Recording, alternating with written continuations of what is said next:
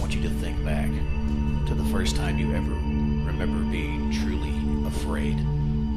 What was it? Does it stick with you today? This is the sort of thing that we talk about on the House of Asher. Won't you join us?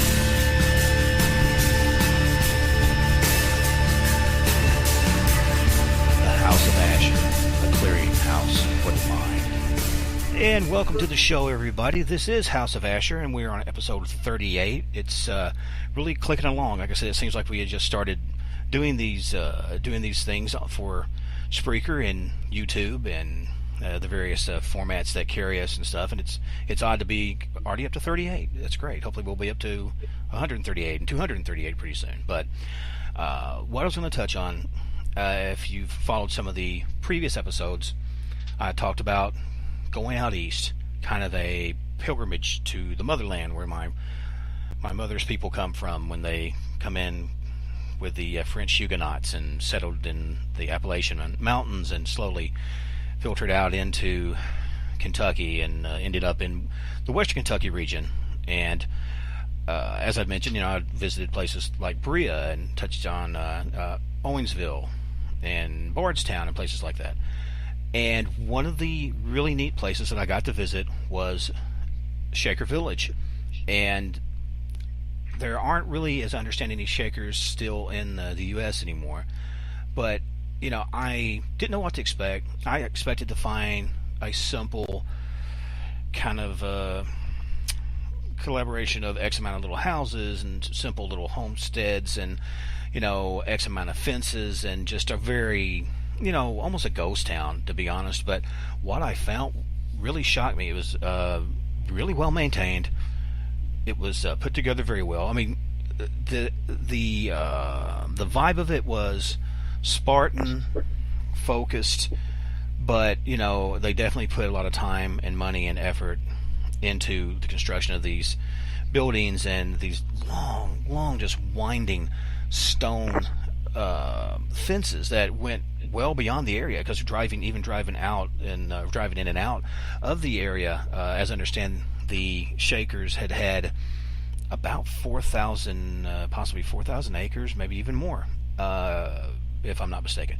But the person that can help us validate and or take out some of the things I probably told you that was wrong is our following guest, a writer of 11 books, a educator, basically a folklorist, if that's a simple enough term for it, and very knowledgeable man and very kind man, nice enough to join us on House of Ash today, Mr. Thomas Freese. Welcome to the show, Thomas. Thanks very much, Steve. I'm really appreciating that y'all have me on. Absolutely. And I have to ask, I know you've wrote a lot of books. You actually written at this point 2 books about the Shaker Village, and I'm blanking on it's Pleasant. What is it again? The area? Right. So the Shakers had their own names for each community, and the one near Harrodsburg, Kentucky, is called Pleasant Hill, and the one down in Auburn near Bowling Green is called South Union. Okay. Yeah, and Pleasant Hill is the one that I had visited. It's so funny because, like I said, I don't know how much you've been in Western Kentucky, but we have an LBL, which is the land between the lakes, which runs up from around Draftonville, Kentucky, all the way down into Dover, Tennessee, and beyond. It's a very large nature preserve that was part of the land grab when they brought electricity into this part of Kentucky, and there's an area called the Homestead, and they will have different programs. They'll have people dressed, in time-appropriate garb, and maybe they're showing you how they shoe horses, or maybe they're showing how, they dip candles, or how they rend talon to make soaps and this and that. And for me, being a big history guy, I find it fascinating. And even my kids who are kind of, they're not as into history as I am, but even they found it was pretty neat. And me and my wife and our son Ivan, as we'd mentioned before, we had two sons, and our youngest boy has CP. So we said, hey, we're going to kind of take him out on a vacation. And so we went and visited his family in Eastern Kentucky, which we had an open adoption with these guys, so we go visit them and all that. So anyway, but we come back through there, and I was like, I would love to see this place, but I didn't know how much of it would be accessible for wheelchair bound folks. And they were really, really nice. They actually let us come in. They didn't even charge us, and that really surprised me. And they were super, super gracious and showed us just a sprawling complex. It really blew my mind how hardworking these people were. I mean, I guess it's sort of dumb to kind of think like, well, okay, well, just something simple, because you think most people nowadays, I mean, would kind of go, okay, we need this, we'll build this. Or if they're extremely worldly and go, oh, okay, I want this with all this different facing and all this different opulent exterior and all that. But it was so funny because, like I said, it was simple, it was tasteful, but it was simple, but it was just massive, and it seemed like it went on forever. In your research, and how did you come about even doing research there? Did you go there on just a whim, or how did that happen? Right. So I used to live in New Mexico, and I think Shakertown was one of the things that drew me to even just move to Lexington, where I was first. I lived in Lexington about 9 years and made friends with some folks at a local church, and my friend Mary invited me to join her at a tree walk that a gentleman was giving at Shakertown. They had done different workshops and classes, so I went with them, and that was really nice. And then afterwards she said, if you don't mind, just sit on the bench here in the meeting house. I've got a music rehearsal. So I just sat and listened to the Shaker singer singing, and then she said, oh, by the way, here's some music so you can follow along. And it was really nice. And then she said, oh, by the way, we've got some extra Shaker outfits if you'd like to join us. So that's actually how I first really got some primary experience at Shakertown. Was I joined the Shaker Singer. So we were a volunteer group, though some people happened to be employees during the day. At Shakertown, I was never an employee. So I would drive from Lexington and join the Shaker Singers. We had a lot of rehearsals. We had an annual retreat in the winter. We stayed in different rooms and really got to know Shakertown, walking around in the trails and all the different buildings, and then talking to the people that lived there, lived near there and also worked there. They just had all kinds of stories about encounters with the Shaker spirits. And over time, I just decided that I didn't want this material lost, because you mentioned your family background. And of course, a lot of people say, oh, Grandma had the best stories. And I asked them, did you write it down? No, we didn't. Exactly. So, yeah, exactly. So I didn't want it to be lost. So I asked Shakertown, I said, do you mind, if I have your permission or whatever? And they said, oh, that's fine, whatever. And so I made up some permission forms. I interviewed people. I got a bit of audio recording, and then, of course, presented a little bit of background about the Shaker Village, and just, made a manuscript. And it took a while because I was busy with other things. But eventually, I got the book published in 2005.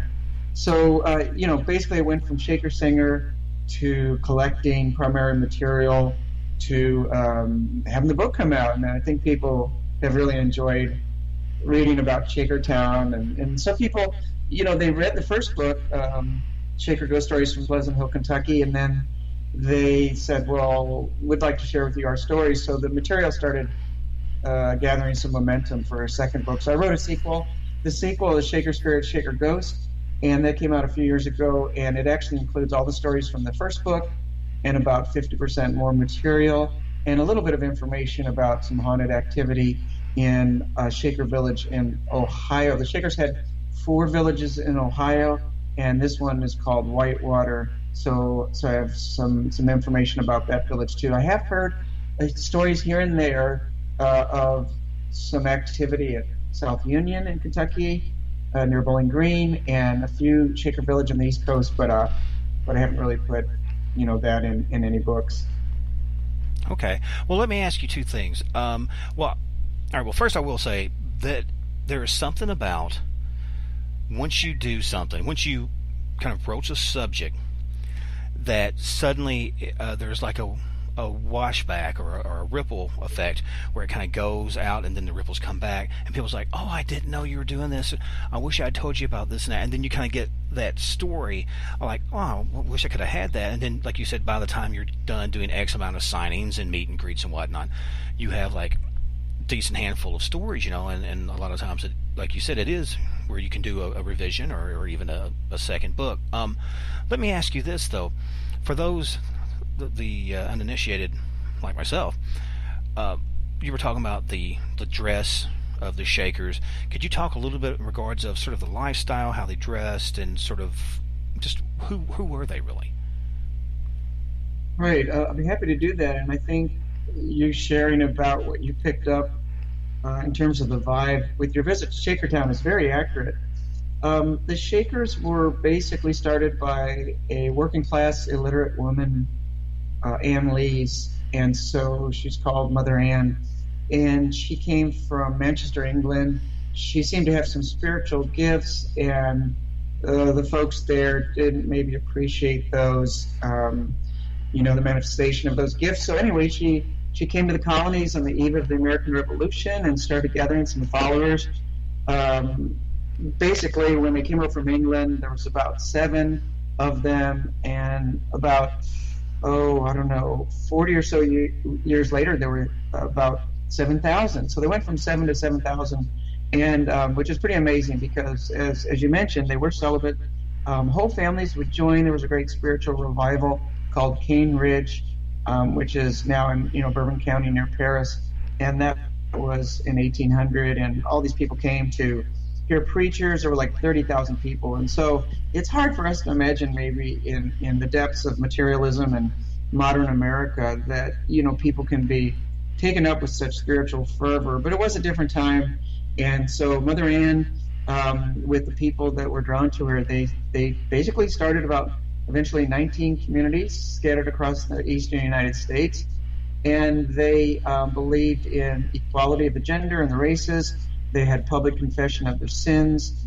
They believed that Mother Ann, some people might debate this, but what I've heard is they believed that Mother Ann was the second coming of Christ, that the first Christ, came as a male and the second as a female, and that so because Mother Ann had returned, in that sense of the Christ returning, there was no need to continue to leave the way of the world, which includes marriage, and having the carnal relations or whatever. So basically, it's not like they were prudish per se, but they just believed that the dispensation of the new Zion was here, and it was time to live as the angels who didn't marry. So a lot of people don't understand that, and whenever I give a talk, people, someone in the back says, hey, they make a joke, they died out because they were celibate, but celibacy doesn't explain their increase nor their decrease. So their decrease was related to the waning of spiritual fervor in America, the increase of going to the cities, the Industrial Revolution. But the Shakers were very spiritual. They spoke in tongues in their services. They sang in tongues. They wrote 30,000 songs, more songs than any other Christian denomination. They sang in unison. They danced. They were very physically active, you might say, like Richard Simmons, or in spiritual aerobics. They shake out their sins and spin around like whirling dervishes. They could be fallen in a spiritual fervor, just laying there, in the meeting house for 24 hours. They would see, in terms of the mind's eye, they would see spiritual visitors, famous people bringing spiritual gifts, Native American spirits.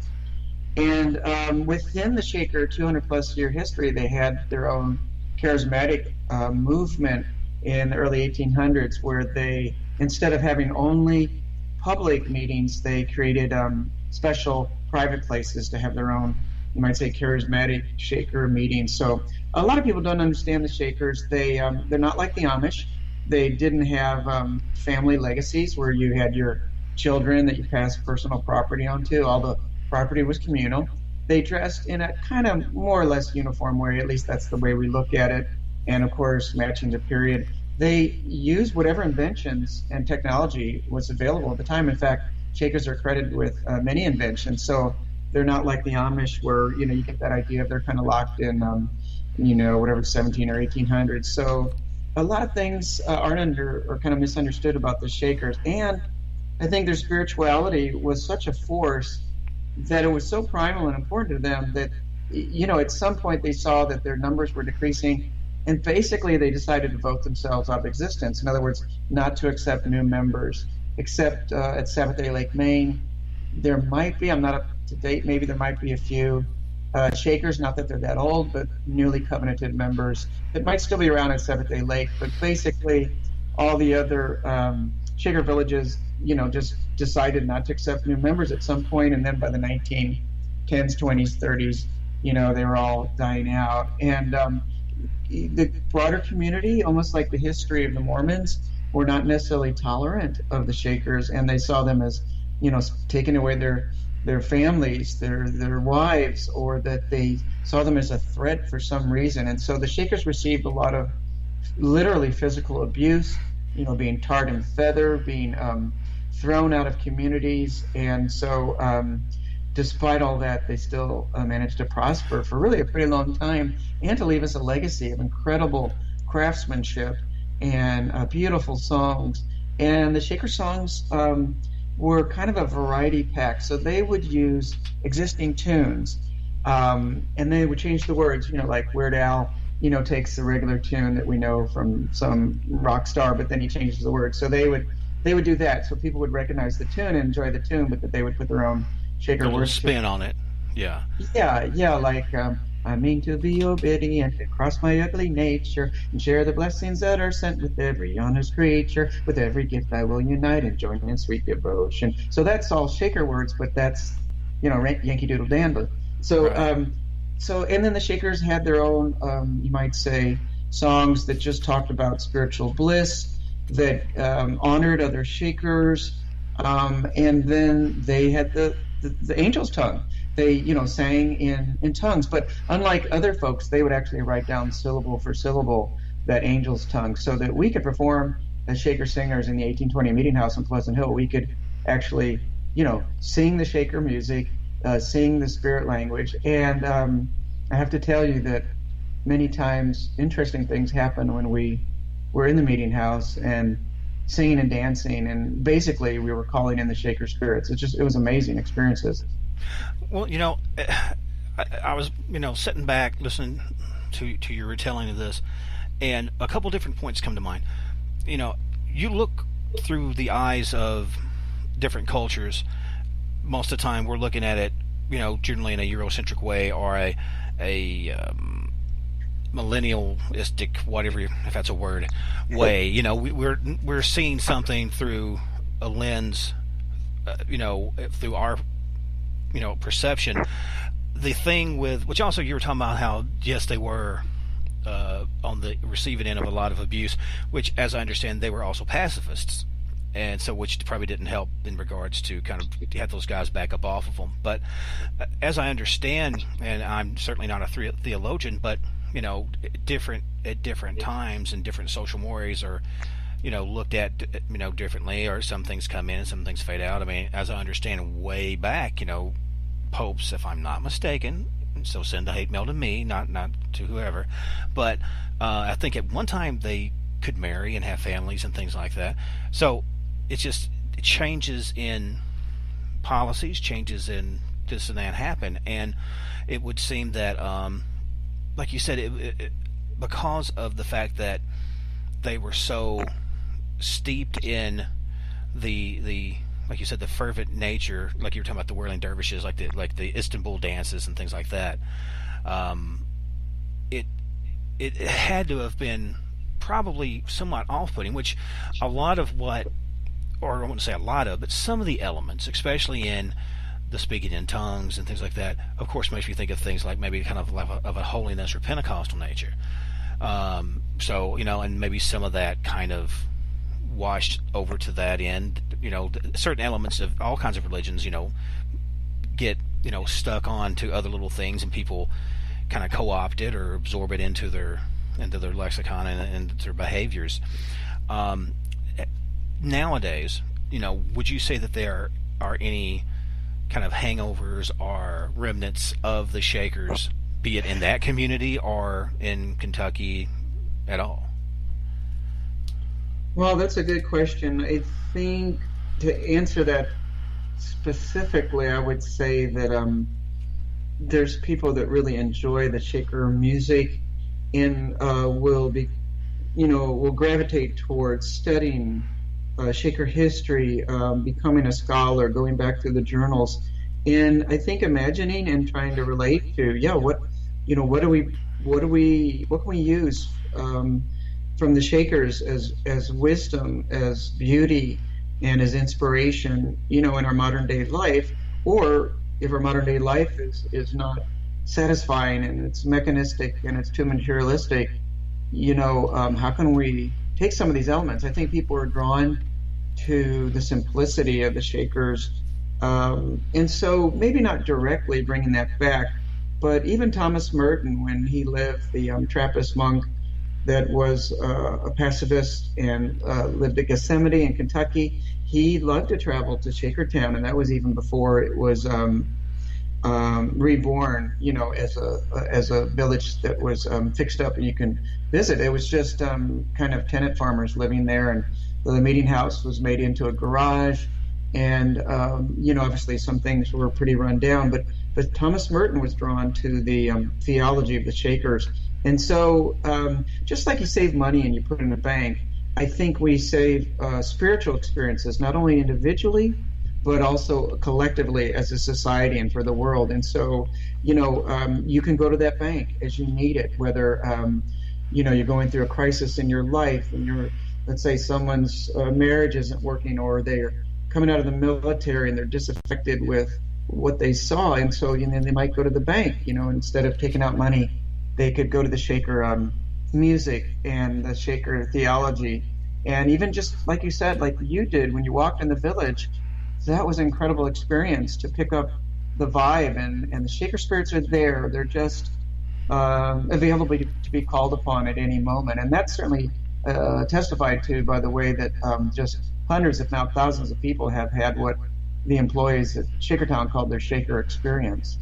Well, something that you had mentioned that sort of rang true with me, and I want to get into a little bit more in a second about some of the actual encounters that you'd learn about.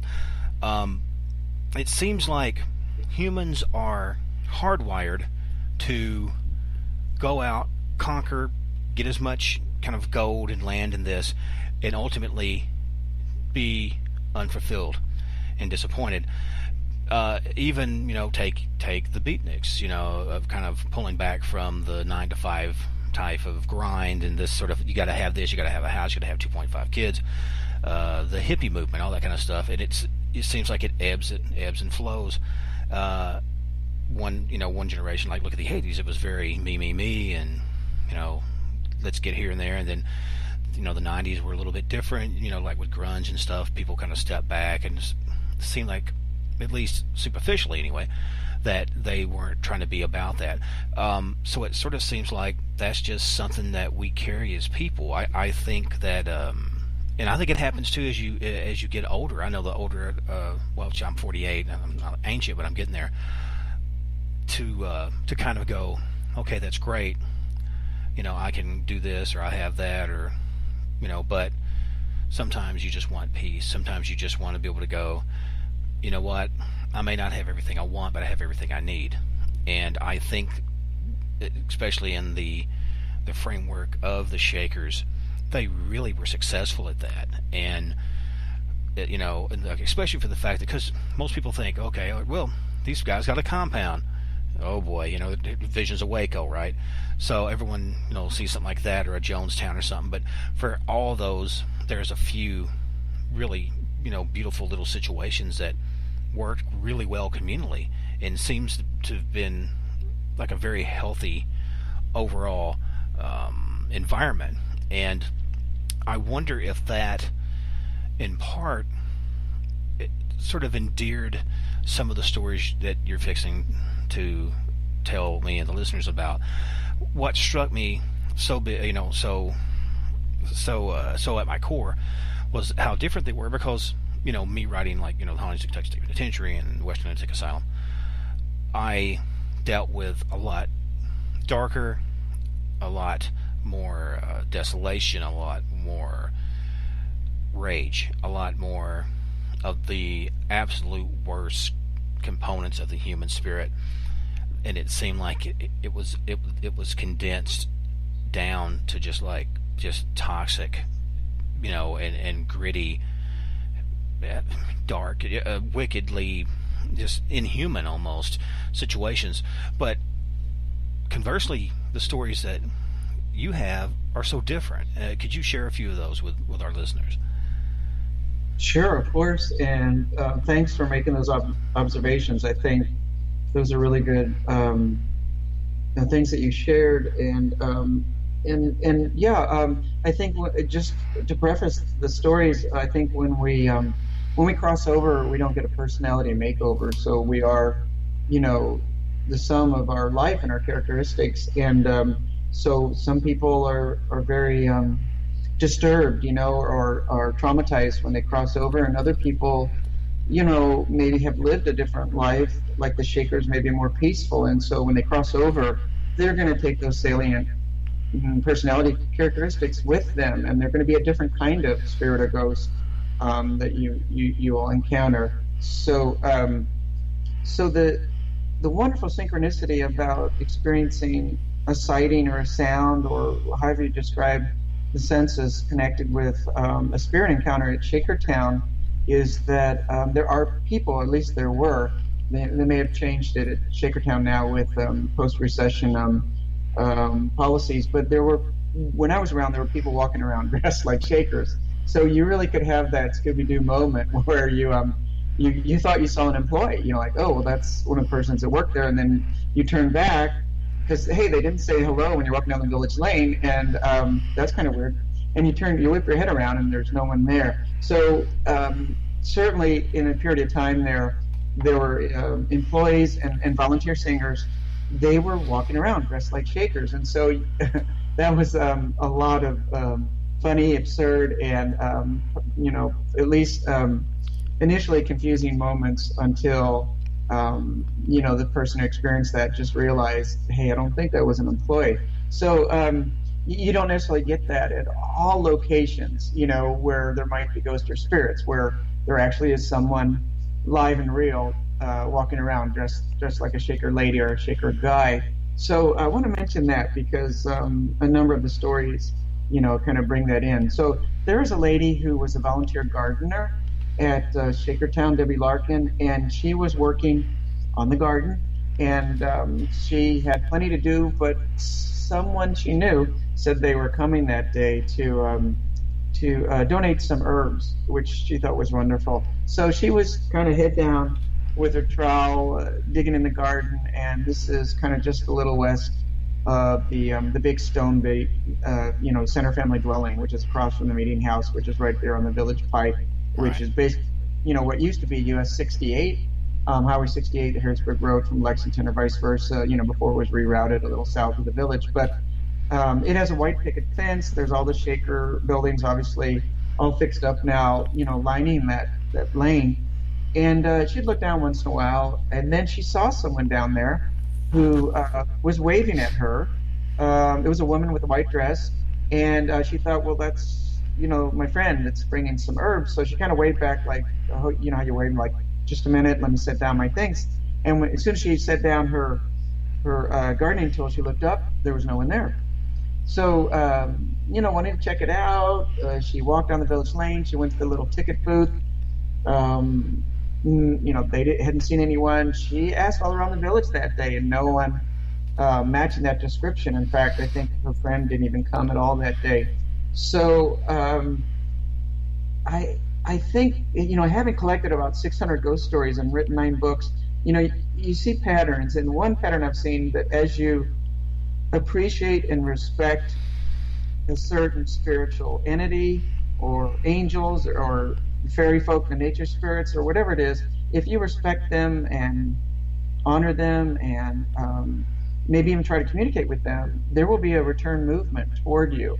And I really believe that a number of these Shaker experiences were kind of, might say, gifts, where we appreciate what you're doing, Debbie was really trying to make the place beautiful. She was gardening. She was enhancing it. The Shakers gardened to the max. I mean, they actually, had a big business, mail order business, selling out seeds. Shaker seeds was a big deal. And, of course, all the things that they did working with the land, they really appreciated the land. So I found that true across not only Shaker, but with other stories, whether it's angels or the Blessed Virgin Mary or whatever it is that you're drawn to in the spiritual realm. I believe that if you're earnest and you have a good heart, that eventually there's going to be, as you move toward that, there's going to be a movement back toward you. Another story, or should I go on?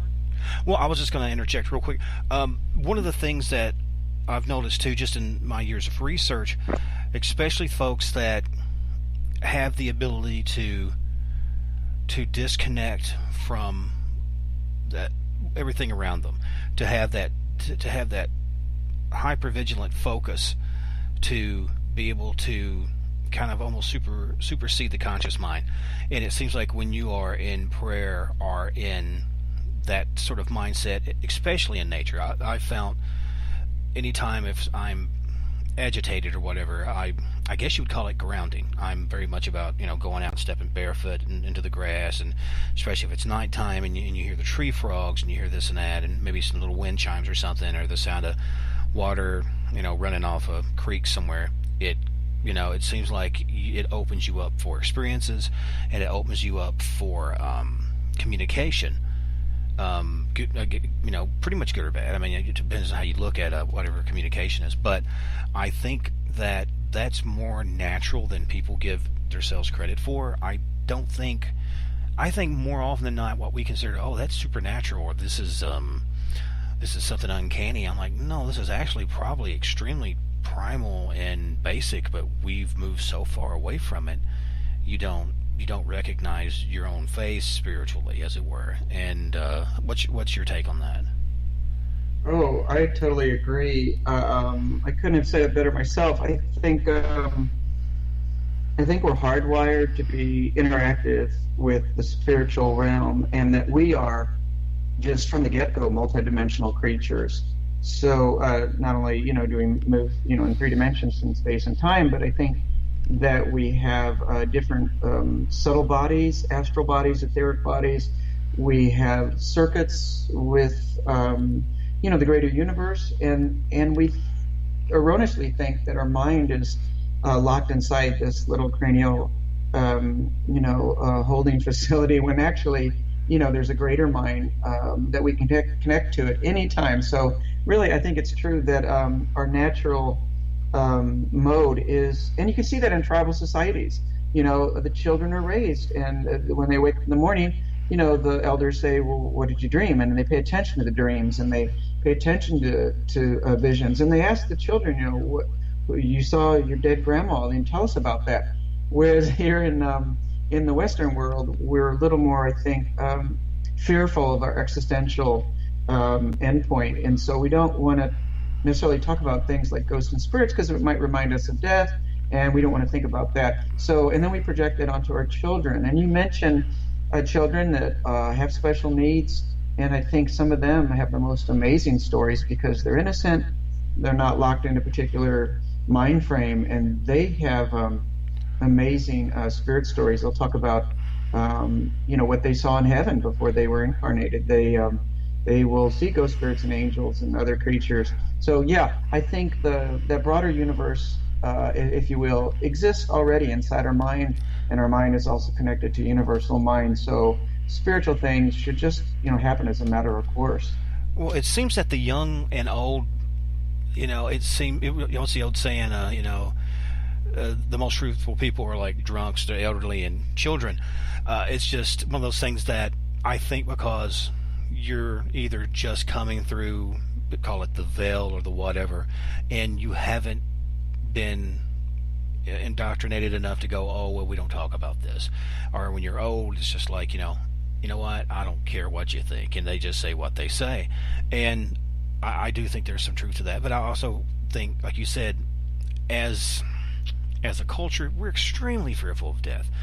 The whole concept of it is and it to step back and look at it, it seems kind of ludicrous because the fact of unless they come up with some miracle pill or something tomorrow, which if it being eternal is a miracle, I don't know. But we are all going to face that at one point or another.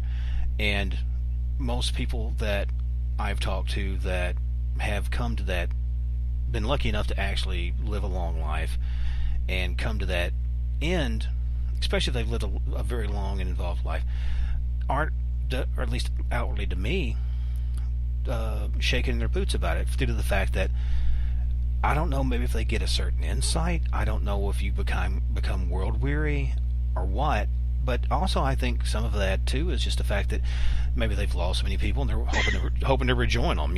I don't know, but it does seem like you said that other cultures seem to have, at least in my view, a much healthier relationship with death because it is part of the life process. Death is just part of the life process, and maybe that's sort of why in the Shaker situation that you've had, some of the stories that you had, I think maybe the fact that they went out with a certain spiritual, I don't want to say on a spiritual high ground, but there are certain vibrations. It depends on how deep you want to get into it, but a positive mental outlook produces a higher vibration, whereas anger and fear and all that keeps you locked into a lower vibration.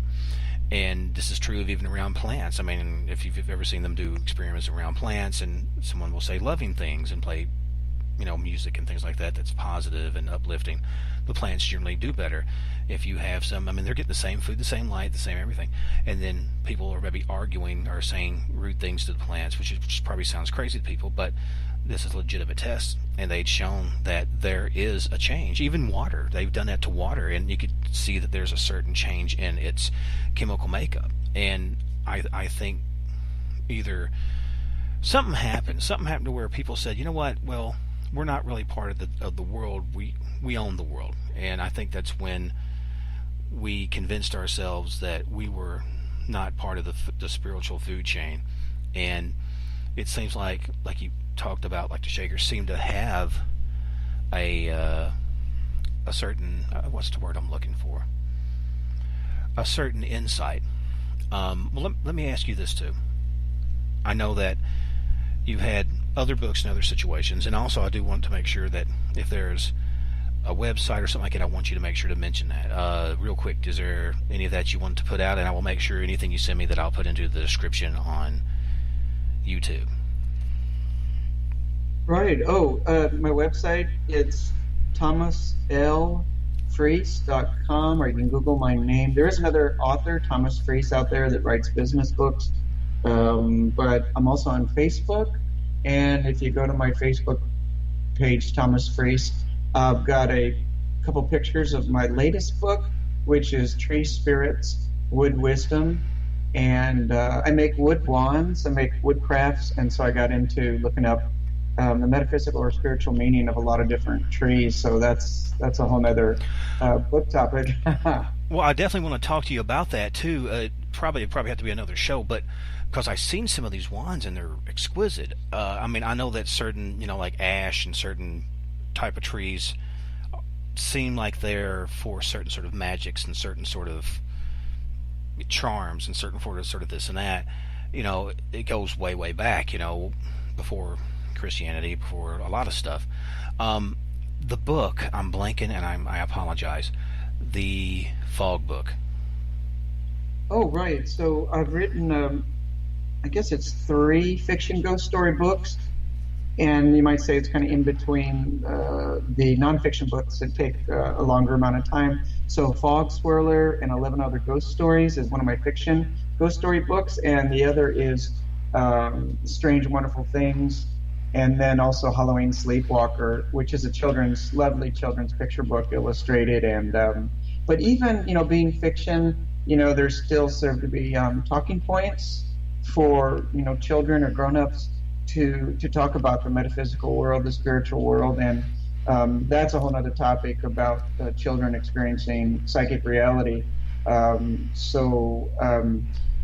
Fog Swirler was a lot of fun to write, and but I call that, even though it's fiction, I call it fiction that falls not far from fact, because almost like the way Jules Verne wrote about submarines and taking a rocket to the moon, people who write fiction often kind of preview and introduce the technology and the experiences that actually come in as nonfiction later. Well, look at guys like, well, I mean, it's more a little bit different, but like Gene Roddenberry, half the stuff that you've seen on the original Star Trek is now in our hands. So, I mean, that's where we could have the discussion of, does art imitate life, or is life just a response to art? We could get deep. But I definitely want to know for sure. I want to have you back on, because we do not have near the time to cover the wide, just expansive world of stuff that you have got going on. Let me ask you this, because you were talking about in regards of the fantasy books or fictional books, which to me, it's that's kind of almost a safe way to broach things. If you're like, hypothetically, let's just for giggles, let's talk about this, and then it's not, oh well, he's not saying this as a fact. Well, okay, well, it loosens it up, and I think that's a good way to broach subjects like that. I think that I know just a lot of the stuff that I learned and grew up and stuff like that was brought to me in that kind of way, and you kind of learn about things and don't even realize it. You're thinking you're being entertained, but you're actually learning about different things, and which I know, because you are an educator, the folks that like you worked with, is it kind of different to have that kind of duality? Because I know, like, the fact I work with special needs adults, and then I also do scary books and things like that, and trying to work on screenplays and doing the radio show. Sometimes people kind of go, what? But had you ever had anything kind of like that, or has it pretty much been positive in the last minute or so we got? Yeah, I've had a reaction sometimes, even if I'm presenting I'm a professional storyteller, so I go around to schools and libraries, private parties, all kinds of events. And sometimes there might be a certain demographic with a certain kind of religious, rigid structure where they're not accepting of our interaction with ghosts or spirits unless it's kind of within their religious framework. And so sometimes I'll get that, or I'll tell some stories and I'll say, well, that batch of stories that I told were all nonfiction. And they'll go, well, I'm sure the people that experienced those thought that happened to them. And so they kind of discount that, which I find kind of offensive, really, because it's dismissive. I want to honor other people's stories, that they shared with me. It's their personal experiences. Well, I'll say this, and I will get ready to put the little fade-out music on right about now. I'll say this for myself, and just for myself, if a person's testimony or religious ideology is threatened by a little ghost story, maybe you need to get a stronger testimony, or maybe look at what you feel is fact and re-examine yourself. Maybe there's something lacking there that you don't want to deal with. But I want to thank you, sir, for being on, Mr. Thomas Freese, and I want to thank my listeners for listening to us. But I want you to get out there and enjoy the last little remnants of daylight as it slowly slips behind the trees. But as the day grows short and the shadows grow long, I want you to check behind your bed, check under your stoop outside your door, check out there. There might be a shaker or ghost out there fixing some pots out there. But until next time, love each other, love yourselves, and above all, stay scared, everybody. Until next time, take care.